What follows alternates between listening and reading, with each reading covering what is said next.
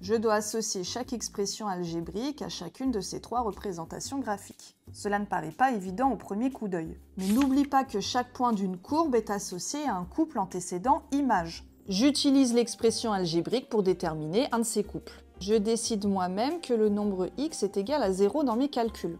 Pourquoi ce choix? Le nombre 0 est très facile à utiliser dans des calculs, que ce soit pour multiplier ou pour ajouter. Je vais donc calculer son image. Dans cette expression, je dois remplacer x par 0. Tu as vu en cinquième qu'entre un nombre et une variable, il y a une multiplication. Je dois donc calculer moins 0,1 fois 0 au cube moins 1. Et tout ceci est égal à moins 1.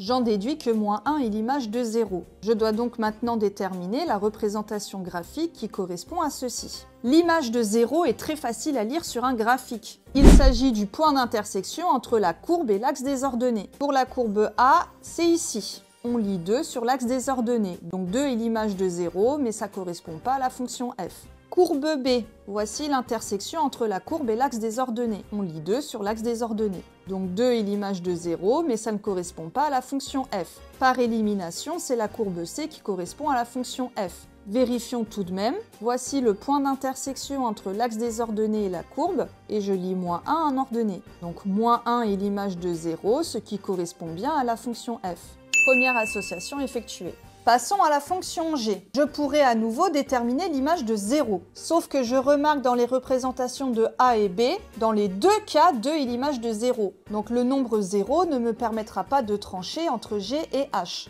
Je choisis de remplacer x par 1, car 1 est aussi un nombre pratique à utiliser dans les calculs. Je calcule l'image de 1 par la fonction g en remplaçant x par 1. On a vu en cinquième qu'entre un nombre et une variable, il y a une multiplication. Je dois donc calculer 3 fois 1 plus 2. Et j'obtiens 5. Donc 5 est l'image de 1. Testons maintenant la courbe A. Ici, 1 joue le rôle d'antécédent. Je repère 1 sur l'axe des abscisses, puis je trace une droite verticale qui passe par ce point. Je place un point d'intersection entre la droite et la courbe, puis je trace une droite horizontale qui passe par le point d'intersection. Elle coupe l'axe des ordonnées à 5. Donc 5 est l'image de 1. Ça correspond bien à la fonction g. Par élimination, la courbe C correspond à la fonction h. Je propose toutefois de vérifier en calculant l'image de 1. En remplaçant x par 1, je dois calculer 0,5 fois 1 au carré plus 2. Et j'obtiens 2,5. Donc 2,5 est l'image de 1. Vérifions avec la représentation b. 1 joue le rôle d'antécédent, donc je le repère sur l'axe des abscisses. Puis je trace une droite verticale qui passe par ce point. Je place un point d'intersection entre la droite et la courbe, puis je trace une droite horizontale qui passe par le point d'intersection. Et en effet, elle coupe l'axe des ordonnées à 2,5. Donc 2,5 est l'image de 1, ainsi la courbe C représente bien la fonction h.